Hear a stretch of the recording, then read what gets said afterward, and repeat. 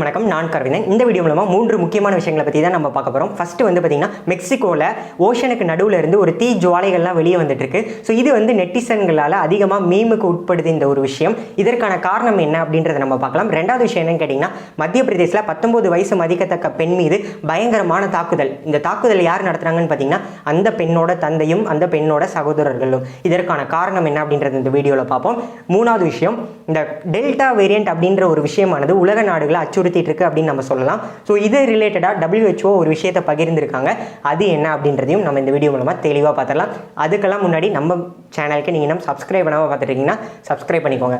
First விஷயத்துக்குள்ளே போயிடலாம்.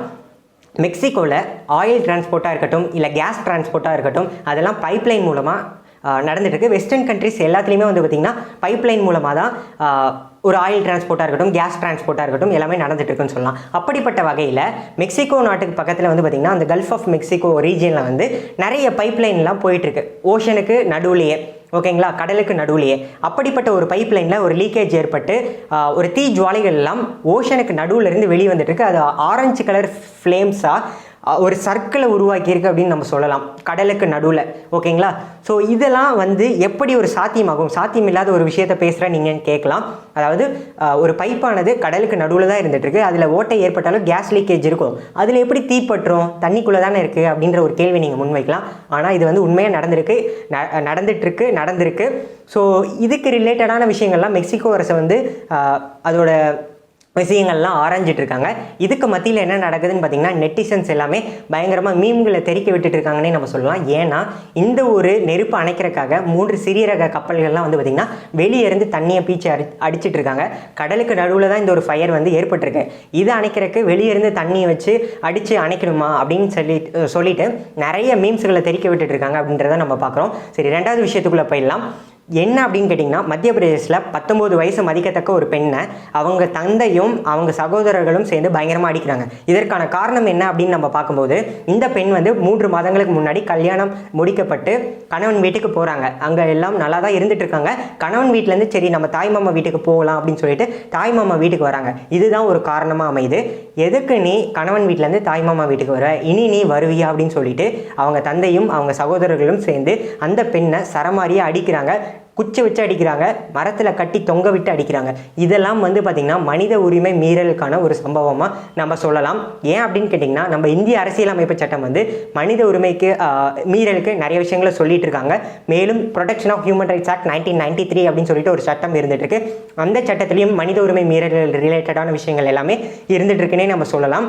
So இந்த விஷயம் ரிலேட்டடாக போலீஸ் வந்து இன்வெஸ்டிகேஷனை ஸ்டார்ட் பண்ணியிருக்காங்க.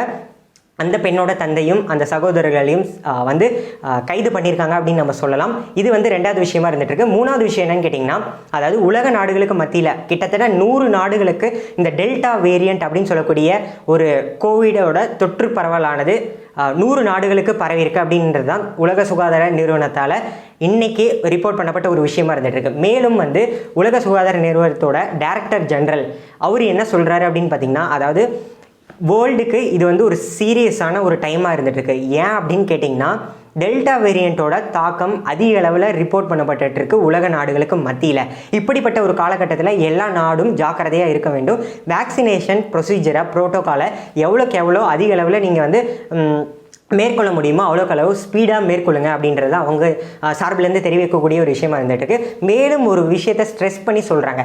இந்த வருஷம் இப்படி நம்ம வேக்சினேஷன் ப்ரொசீஜர்லாம் ஸ்டார்ட் பண்ணியிருக்கோம்.